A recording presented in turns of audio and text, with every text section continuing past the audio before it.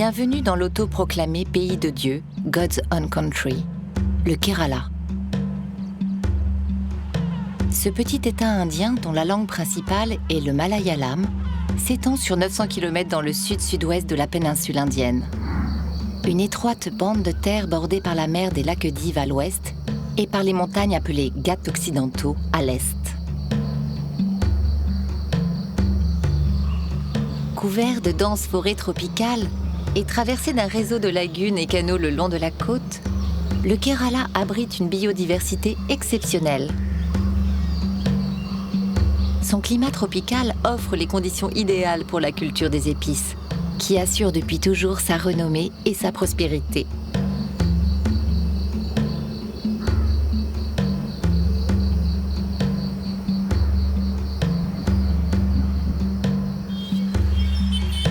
L'État le plus densément peuplé du pays compte 35 millions d'habitants.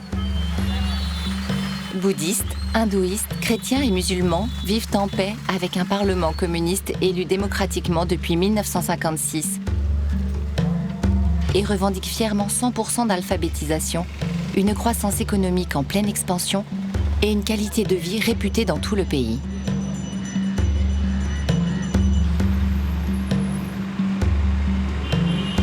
L'Inde est aujourd'hui le premier producteur et le premier consommateur d'épices au monde, avec 6 millions de tonnes produites par an, soit 80% de la production mondiale.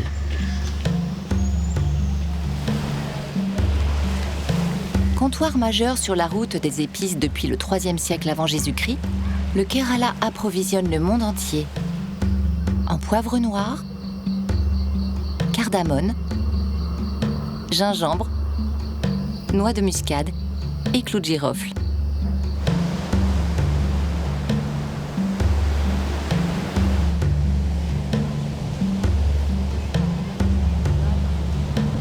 C'est sur la petite plage familiale de Kapad, à l'endroit même où Vasco de Gama accosta le 20 mai 1498, en quête de précieuses épices, que je choisis de commencer ma route.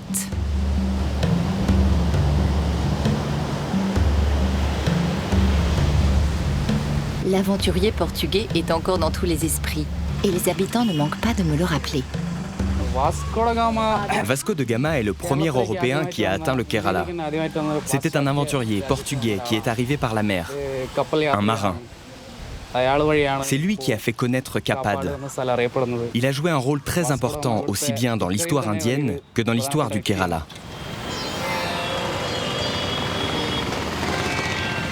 À quelques kilomètres seulement, je me rends à Calicut, la cité des épices comme on l'a surnommée au Moyen-Âge.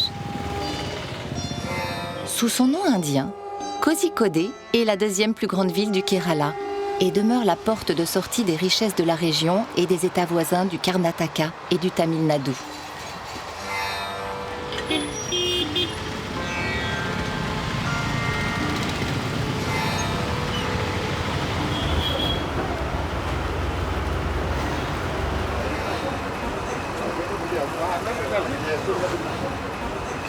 Dans le marché au gros, l'ambiance est électrique et le chassé-croisé des camions incessant.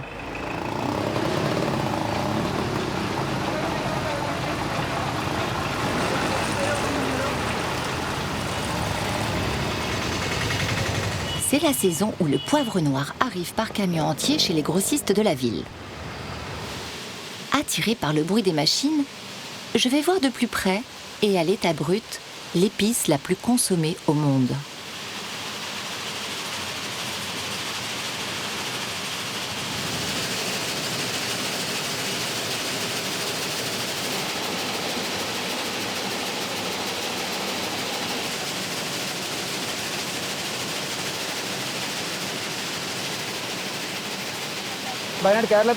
Le poivre vient surtout du Wayanad.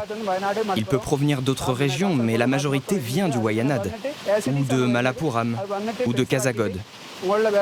Il est ensuite trié en fonction de la taille pour être exporté.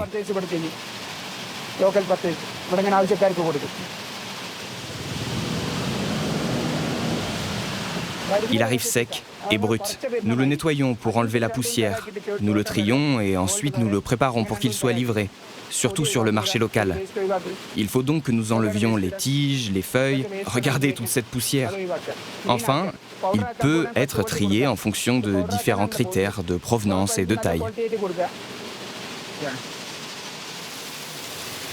Deepak Shah, le propriétaire de cet entrepôt, attiré par notre présence, vient nous en dire un peu plus. Notre poivre provient du Wayanad. Il est nettoyé, trié et empaqueté ici pour être envoyé en Inde et même à l'étranger. Notre travail est essentiellement de le trier en fonction des 3 ou 4 critères de la grille officielle.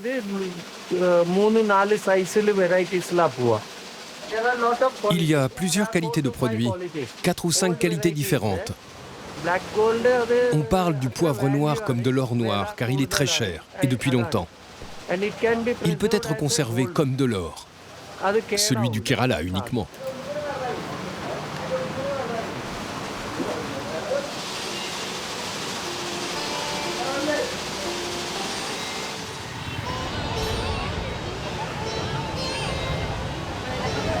Avant de partir à la rencontre des producteurs de poivre, je profite d'une soirée à Calicut qui m'a charmée par sa douceur de vivre et la générosité de ses habitants. Ce soir encore, ils se retrouvent sur la plage avec un concours de cerfs-volants caritatifs.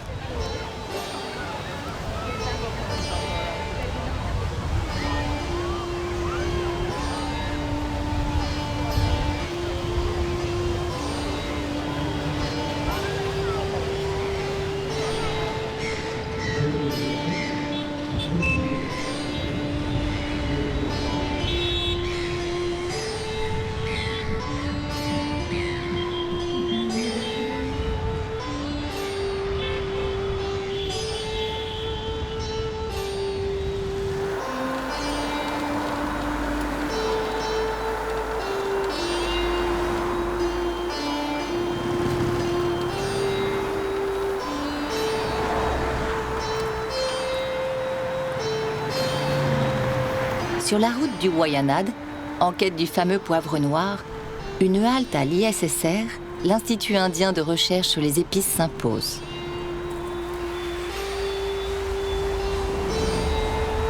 Les meilleurs experts de la planète en sélection et culture d'épices m'y attendent. Plaque tournante du commerce de la région, Calicut est aussi le fer de lance de la recherche biologique et agronomique indienne. Sur les épices, évidemment.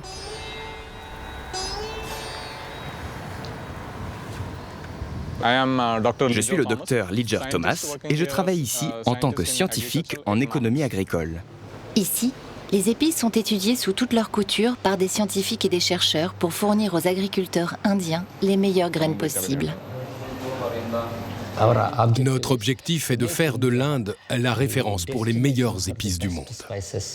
Ça a toujours été le cas, c'est encore le cas, et il faut que ça continue à l'avenir. Comme tout le monde le sait, Vasco de Gama est venu en Inde. Depuis, l'Inde est la terre des épices. Et le Kerala est la maison du poivre. Tous les poivres noirs, d'où qu'ils viennent, sont originaires de la région du Malabar. C'est la région endémique et naturelle du poivre noir. Initialement, les épices étaient reconnues pour 2 ou 3 choses. Premièrement, leur qualité antimicrobienne. Elles permettent de conserver la viande. Deuxièmement, le goût.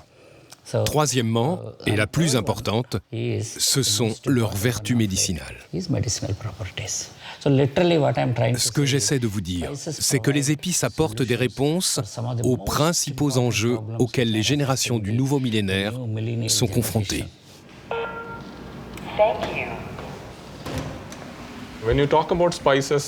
Quand on parle des épices, on ne peut pas distinguer l'histoire de l'Inde et l'histoire du commerce des épices. Elles sont étroitement mêlées. L'histoire du Kerala, et même l'histoire du monde, l'histoire géopolitique du monde, a été bâtie sur la quête des épices. La folie des hommes pour les épices remonte aux pharaons égyptiens. Avides de la plus rare d'entre toutes, la vigne de feu, le roi poivre qui servait à embaumer les morts, confectionner des parfums et des onguents.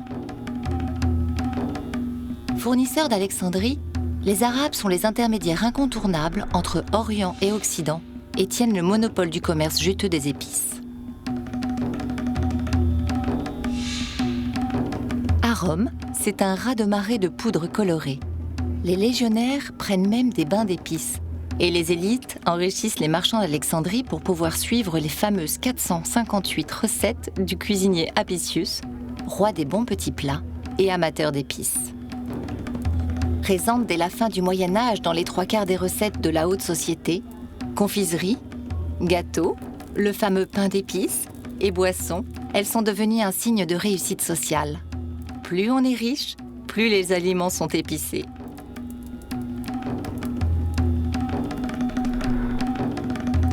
Les précieuses épices passées par des dizaines d'intermédiaires voient leur valeur multipliée par 100 entre Calicut et Venise. Le poivre s'échange au poids de l'or. On payait en épices, c'est-à-dire en espèces. Je suis donc bien sur la route du mythique poivre noir. Les montagnes du Wayanad et ses paysages aussi brumeux que fascinants m'ouvrent leurs bras.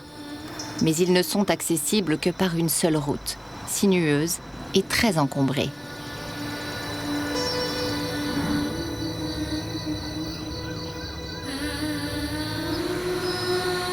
Les 4 heures nécessaires pour parcourir les 80 km depuis la ville et atteindre le sommet n'effraient pas les Indiens, locaux et touristes qui viennent ici nombreux prendre un peu de hauteur en famille.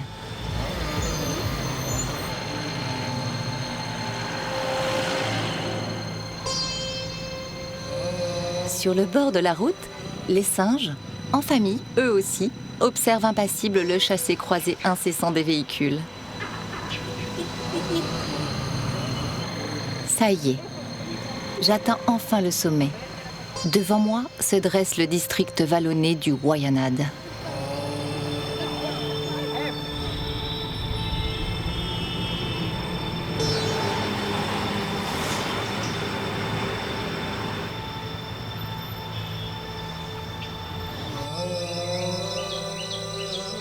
Ce territoire rural et encore très traditionnel abrite une biodiversité d'une richesse exceptionnelle.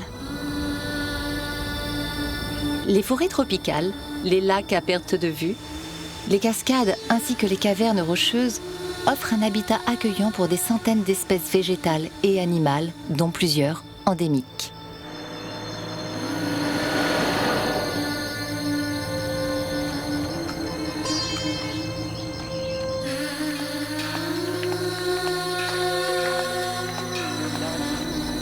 Les plantations de thé, de cocotiers, de café et d'épices sont nichées sur les pentes verdoyantes et s'entremêlent dans un camailleux de vert apaisant.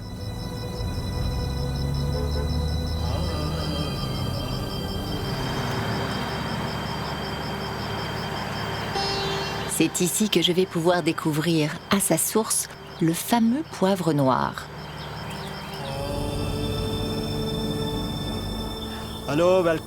Bonjour, bienvenue au Wayanad Ambalavayal. Mon nom est Robin Kaka et je suis cultivateur. J'ai 5 hectares de plantation dans le Wayanad.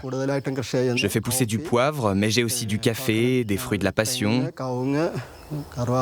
des clous girofles, de la cannelle, de la noix de bétel, de la cardamone, et j'ai aussi des cocotiers. Mais je cultive essentiellement du poivre, qui est la plus importante de toutes les épices. Venez, suivez-moi, je vais vous montrer ma plantation.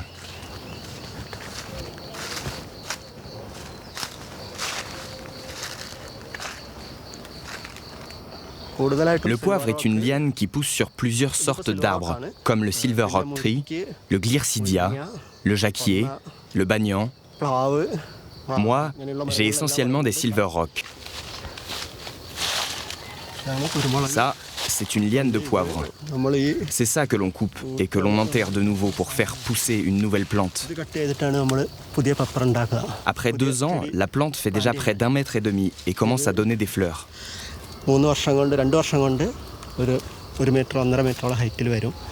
À partir de la 3e année, la plante commence à donner des fruits. C'est le poivre. Ensuite, une plante peut donner du poivre pendant presque 30 ans. Celle-ci a déjà 18 ans. Au bout de 3 ans, tu as le fruit. En janvier, tu peux commencer à récolter le poivre. Sur une plante qui a à peu près 5 ans, on obtient 1 kg de poivre sec. À partir de 10 ans, ça peut aller jusqu'à 5 kg de poivre sec par plante. Mais en moyenne, c'est plutôt 1 à 2 kg qu'on obtient par plante.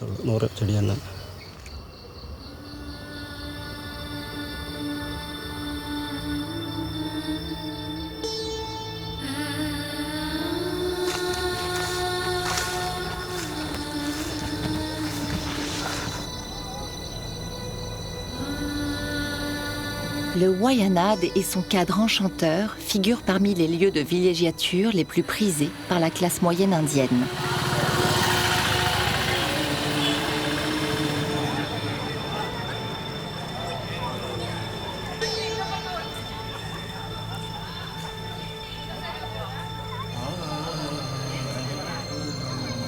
Les promoteurs du tourisme local, conscients de la nécessité de protéger ce patrimoine naturel, mise sur un tourisme éco-responsable.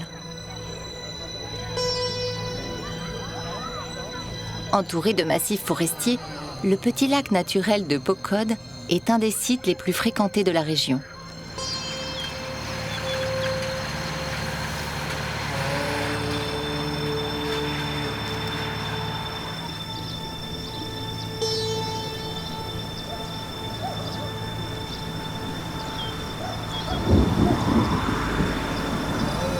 Ce soir, le paradis vert du Kerala prend des teintes ocre presque surnaturelles.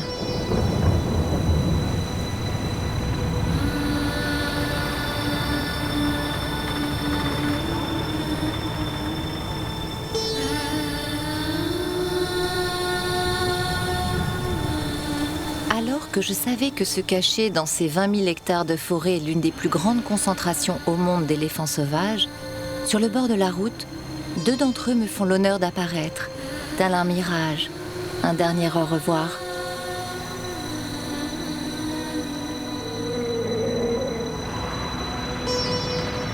Aujourd'hui, je quitte le pays du poivre pour rejoindre, plus au sud, celui de la cardamone, du gingembre, de la noix de muscade et du curcuma.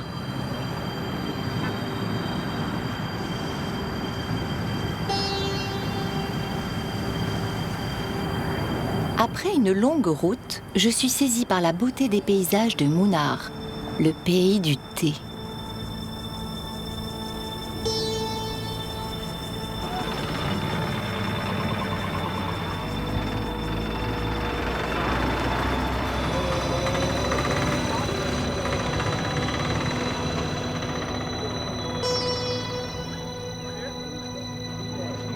Face à ces collines brumeuses, je ne résiste pas à l'envie de prendre une photo ou un selfie, sport quasiment national au Kerala.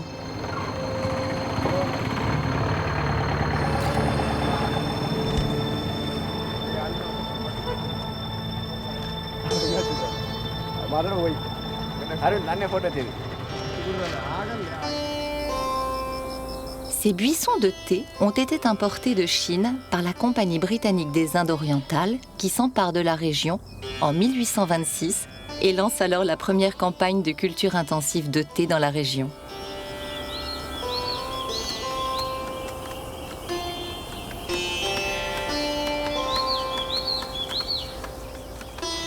Mais les collines de Munnar sont aussi une palette de couleurs naturelles et éclatantes. Dans ce pays où rien ne se perd et tout se transforme, le thé inexploitable pour la boisson est utilisé, comme les épices de la région, comme colorant naturel pour le textile. C'est le pari qu'a fait l'entreprise équitable et solidaire, Aranya Natural, qui me révèle l'autre pouvoir des épices, plus inattendu, celui des couleurs. La plupart du matériel brut que nous utilisons provient de Munnar. On utilise les déchets de thé, l'eupatoire, les feuilles d'eucalyptus et quelques matériaux comme l'indigo, le curcuma, les graines de rocou, le cachou et la peau de la grenade.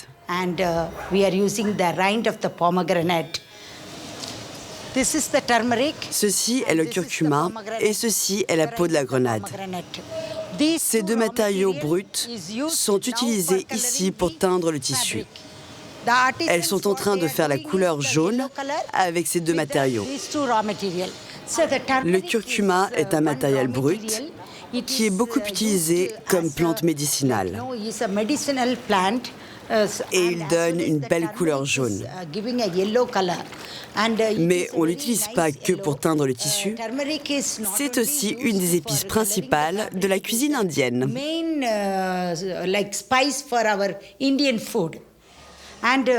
En utilisant le curcuma, on donne aussi une valeur médicinale à nos tissus. Lui, il est en train de réduire en poudre le curcuma. On n'achète pas le curcuma en poudre car il peut y avoir des saletés.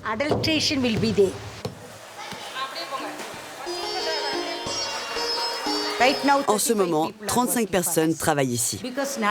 La teinture végétale n'est pas comme la teinture chimique. C'est un processus long. Nous avons besoin de beaucoup de personnel et de temps pour obtenir nos couleurs. Parce que nous faisons des teintures naturelles, nous ne voulons pas perturber la nature.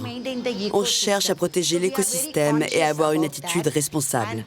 C'est pour ça que le projet Aranya Natural est un projet zéro déchet.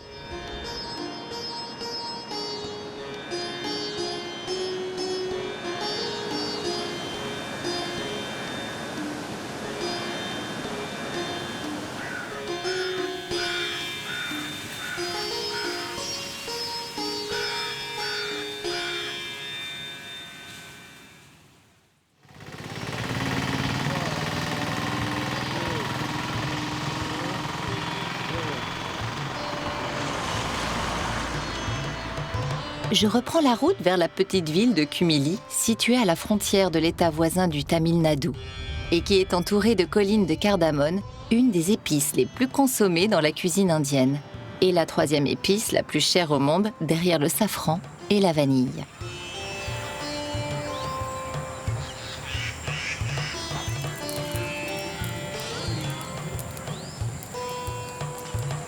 Celle qui est considérée comme la reine des épices sait se faire désirer, et il faut sortir des sentiers battus pour la rencontrer.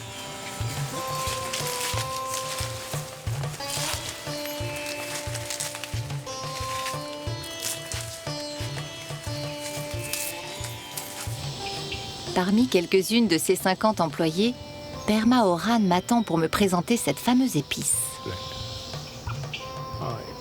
Ceci est un plant de cardamone et cette tige est appelée une palle. Cette tige s'appelle la panicule. Sur cette panicule, quand la plante est mature, à l'âge de 12 ans, il y a des fleurs qui poussent. À partir de ce moment, tous les 90 jours, on récolte les fruits. Les abeilles viennent alors faire la pollinisation. Ensuite, il faut compter 2 jours pour que la plante soit fécondée. Une petite capsule se forme et devient ensuite la cardamone. Le fruit apparaît et il se transforme en capsule verte.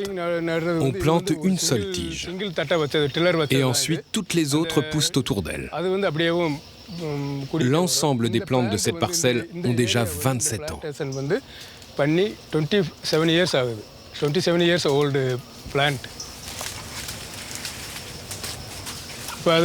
Maintenant, les travailleurs sont en train de nettoyer et de dégager chacune des plantes pour qu'elles puissent bien grandir et donner des fruits.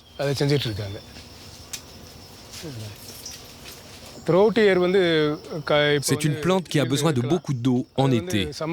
Il faut bien l'arroser.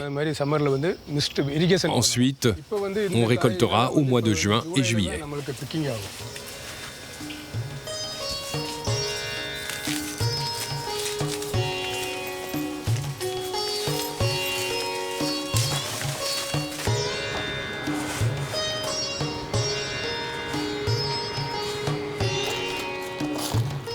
On est en train de trier la cardamone. Enlever les saletés, les feuilles.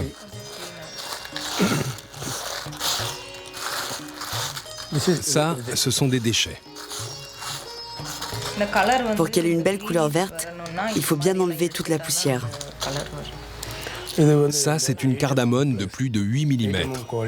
C'est la meilleure qualité possible. On trie la cardamone en fonction de la taille et de la couleur pour déterminer sa qualité. En Inde, la cardamone est une des épices les plus utilisées. Elle est très consommée en cuisine, mais aussi pour des raisons médicinales.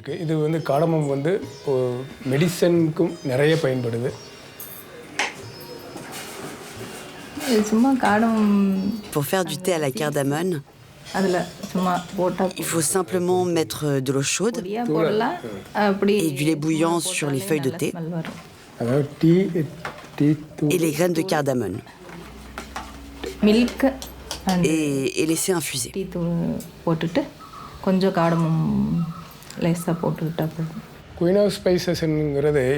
La cardamone est nommée la reine des épices, car on dit qu'elle est très féminine. Comme pour les jeunes filles, la cardamone atteint sa maturité à 12-13 ans. Pour vendre la cardamone, maintenant, il y a des centres d'enchères. Tout est pris en charge par le gouvernement et sous le contrôle du Spice Board.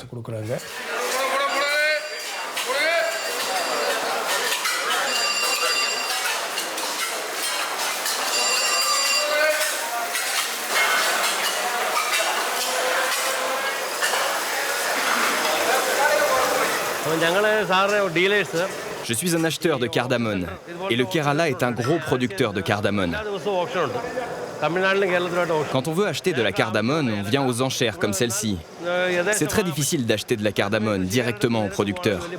Alors les producteurs de cardamone confient leurs produits à un centre d'enchères comme celui-ci. Tous les producteurs de la région sont inscrits ici. On peut acheter différentes qualités de cardamone, de la première qualité au bas de gamme. Cette année, le prix de la cardamone a explosé. On n'avait jamais vu ça. La cardamone est vendue jusqu'à 3000 roupies par kilo, environ 40 €.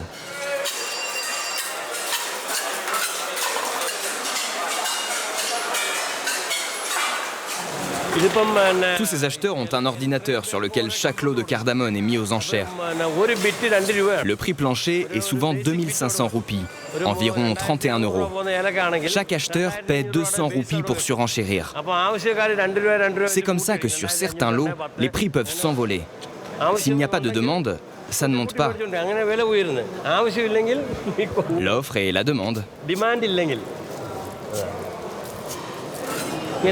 On nous remet un échantillon de chaque lot. Le lot est vendu, un autre nous est présenté, et ainsi de suite. Ça ne s'arrête jamais.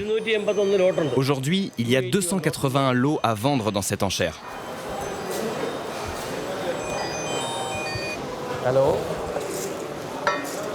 En fait, tout le monde peut reconnaître une bonne cardamone. Elle doit être belle et n'avoir aucune imperfection. Ensuite, en faisant ce geste, on sent le poids de la cardamone. Plus la cardamone est lourde, plus elle a de graines.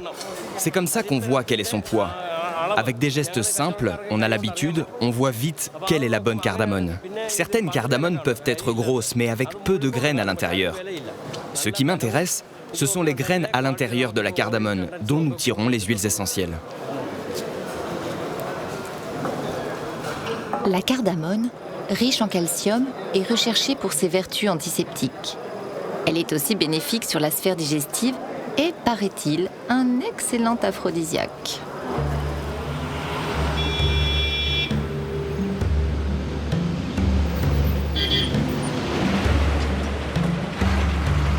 Chacun de mes interlocuteurs depuis le début de cette route souligne les vertus médicinales des épices.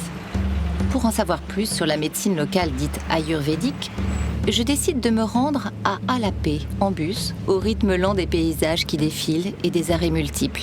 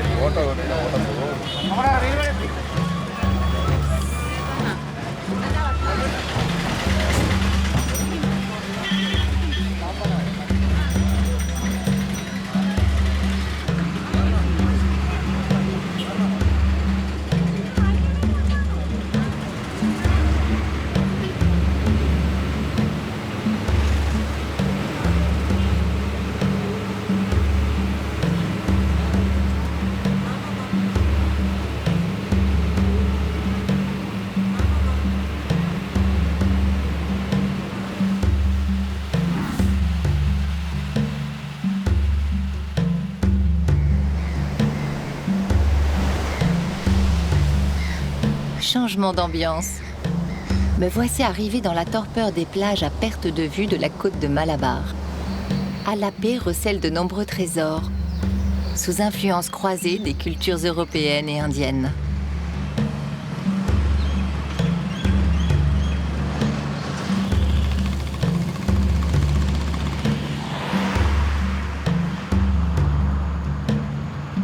Dans cette ville surnommée la Venise de l'Est, je déambule de rive en rive dans un lacis de canaux plus ou moins bien entretenus.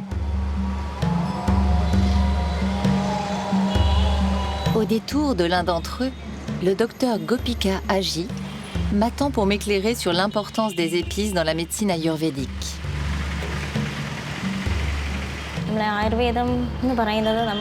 L'Ayurveda est connu dans le monde entier comme la plus vieille médecine du monde. C'est une médecine qui a plus de 2000 ans d'histoire.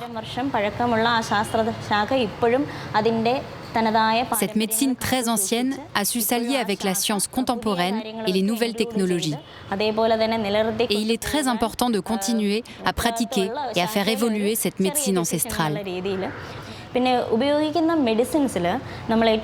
Dans notre science, tout ce qui pousse sur cette planète peut être utilisé comme un médicament.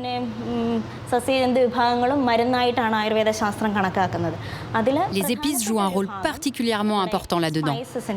Et parmi les épices, les plus utilisées sont le poivre, le gingembre, la noix de muscade, la cardamone, le curcuma et le clou de girofle. On les retrouve dans presque tous les médicaments ayurvédiques. La plupart des médicaments reposent sur les vertus des épices.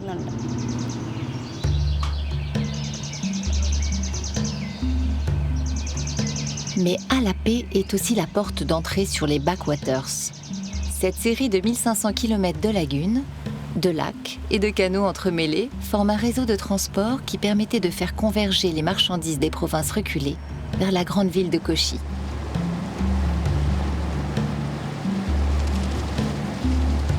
Traditionnellement, les épices étaient chargées sur un bateau nommé le Ketuvalam, aujourd'hui transformé en luxueuse maison flottante.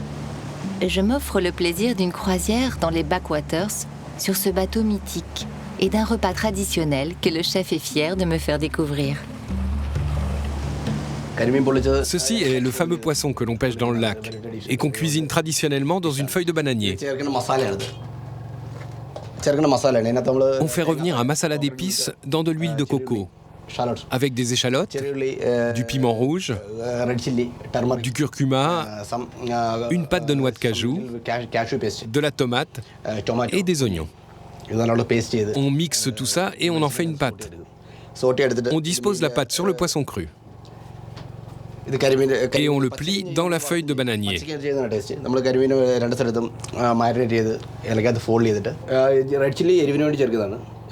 Les épices donnent un bon goût au poisson. On rajoute toujours du curcuma pour le goût et pour ses vertus antiseptiques. L'oignon, la noix de muscade et le gingembre, c'est pour le goût. Et l'huile de coco révèle bien tous les arômes.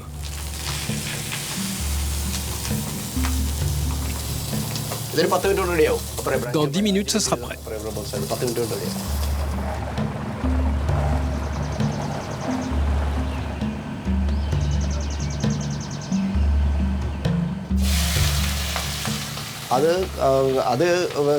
Quand on fait cuire les épices dans du lait de coco,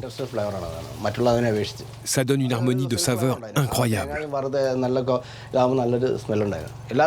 C'est ça l'odeur du Kerala.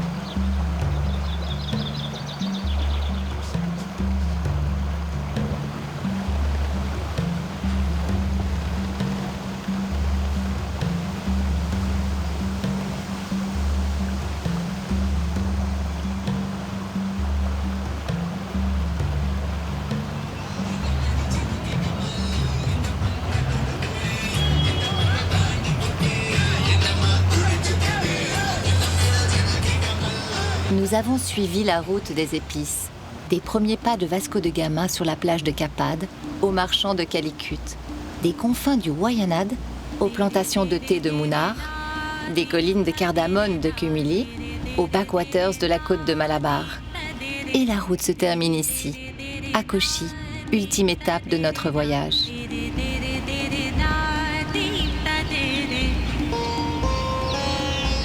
Mais il faut franchir plusieurs ponts successifs et des embouteillages monstres pour appréhender la plus grande ville du Kerala, bâtie sur plusieurs îles entremêlées.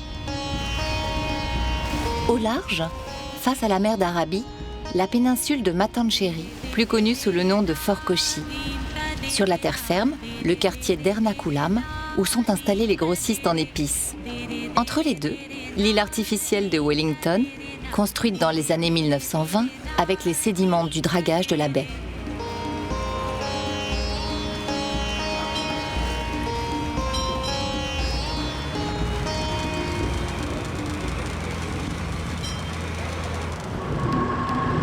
Je décide de sillonner la ville à bord du traditionnel rickshaw, qui est de loin le moyen le plus efficace pour circuler.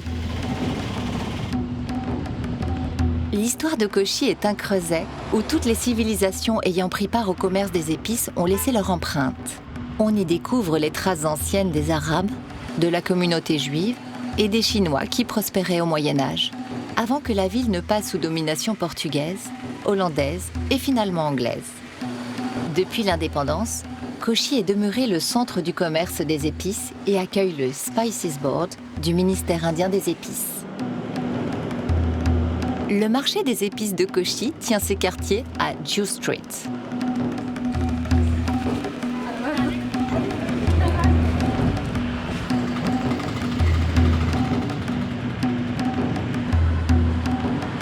Ici, attiré par l'odeur au détour d'une porte, il n'est pas rare d'apercevoir un champ de gingembre séchant au soleil. C'est mon business, du gingembre. Mais je fais aussi du poivre, des clous de girofle, de la noix de muscade.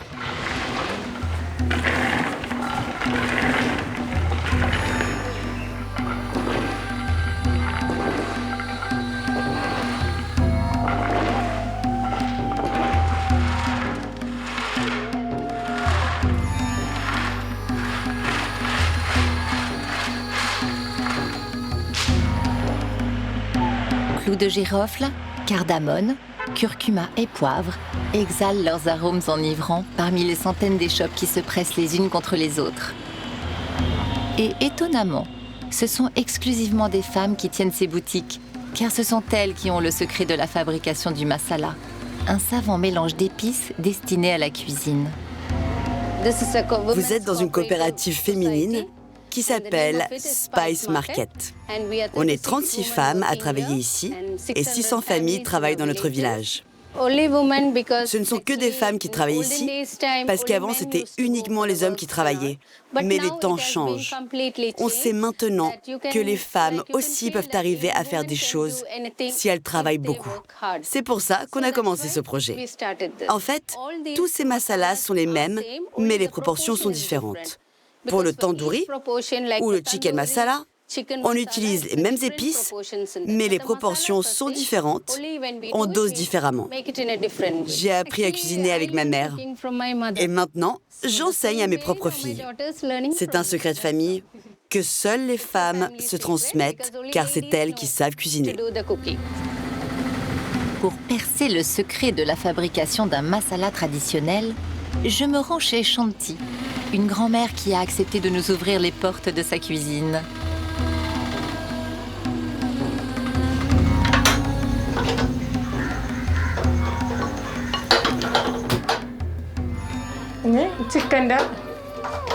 On commence par les graines de coriandre.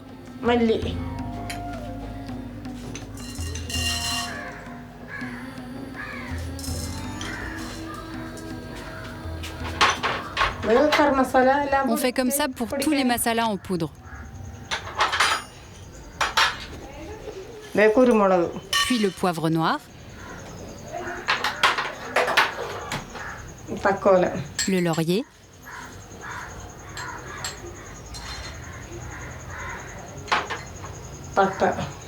la cannelle,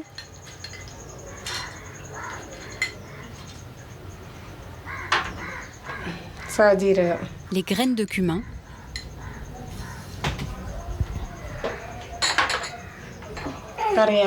les clous de girofle,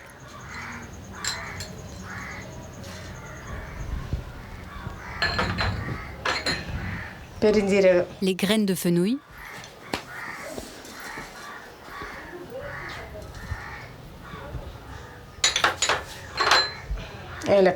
la cardamone,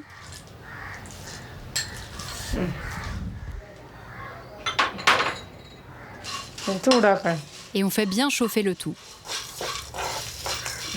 Si on ne les fait pas assez chauffer, on ne pourra pas les moudre.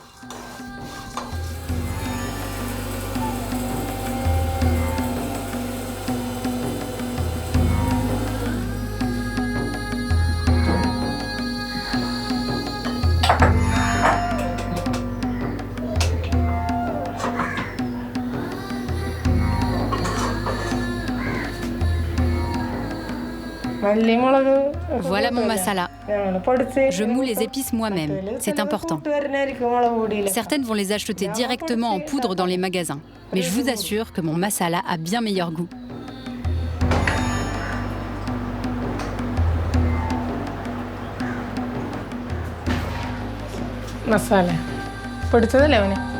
Et ce masala est destiné à la cuisine du restaurant tenu par son fils qui sert, paraît-il, le meilleur biryani de la ville. Le plat emblématique de la région du Kerala.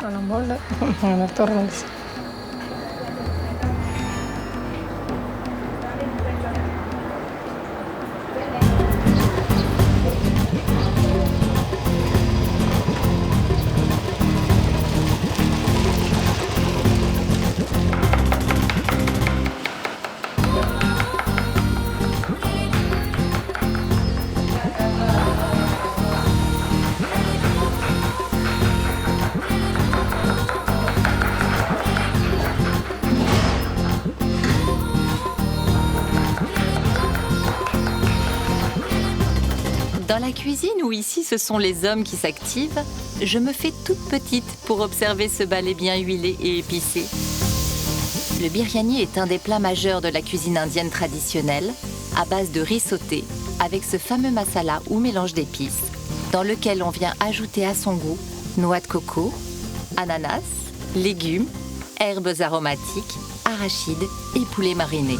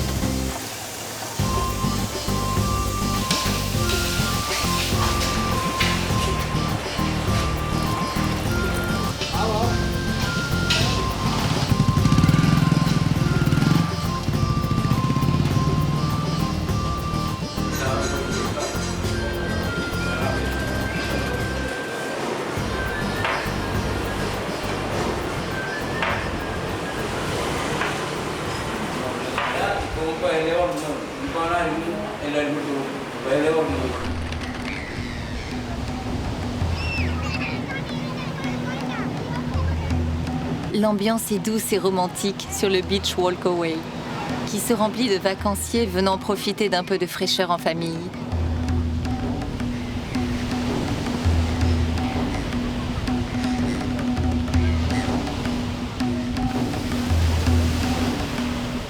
Les carrelets chinois, témoins d'un autre temps, servent désormais d'attraction touristique.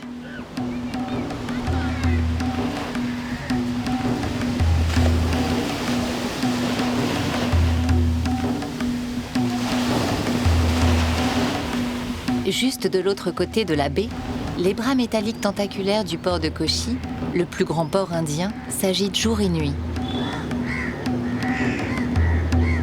Le temps de Vasco de Gama est bien loin, et c'est désormais de ce port que des cargos gigantesques partent les cales pleines vers l'Afrique, l'Asie et l'Europe. Je me laisse bercer par la douce quiétude de Fort Kochi. Demain, une étape surprise s'est invitée pour clore ma route des épices, et elle promet d'être haute en couleurs. À 100 km au nord de Kochi, le jour se lève sur Thrissur, capitale culturelle et religieuse du Kerala. Aujourd'hui se déroule le 3e et dernier jour du Thrissur Puram, grand festival ayant lieu annuellement.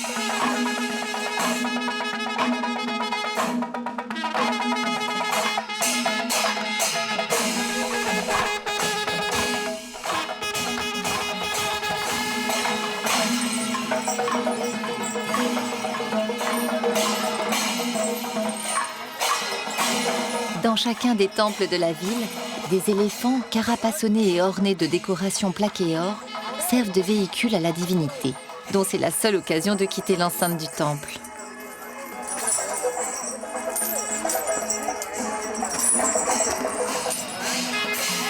Accompagnés d'un orchestre de percussionnistes et de centaines de milliers de fidèles, les éléphants se dirigent vers le temple dédié à Shiva, situé au cœur de la ville. Sur la route, des offrandes multiples sont faites au saint pachyderme et l'ambiance s'électrise au fur et à mesure du pèlerinage.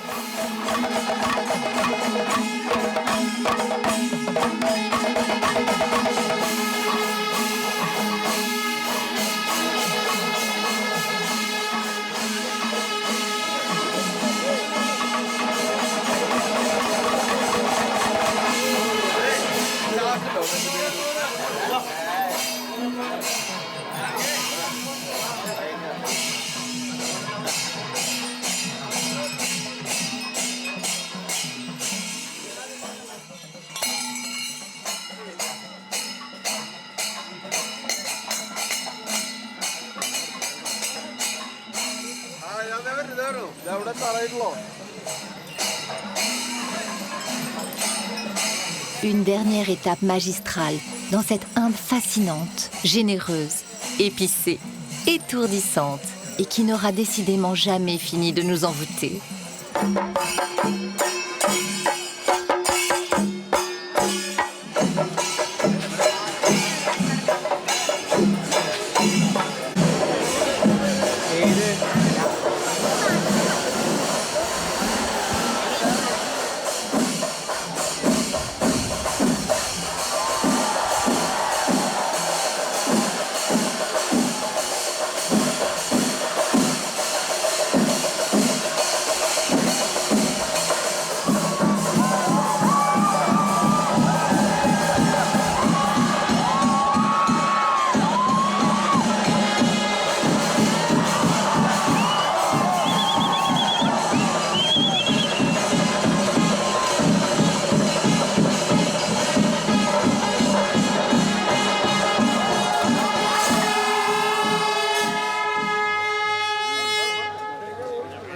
Side.